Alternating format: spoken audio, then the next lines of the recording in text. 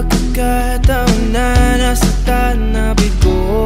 Mukhang delikado na naman ako. Bakit ba kinikilig na naman ako? Pero ngayon ay parang kakaiba. Pag nakatingin sa iyong mata, ang mundo ay kalma.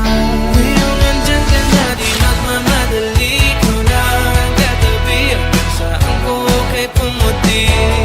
Di na maghanap ng kung anong sagot sa mga tanong, dahil ikaw ang katiyakan ko.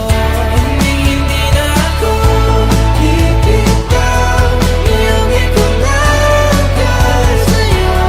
Kung meron ng kulay na aking nagsisilbing tanglaw, ikaw ay dilaw. Di akalain mararamdaman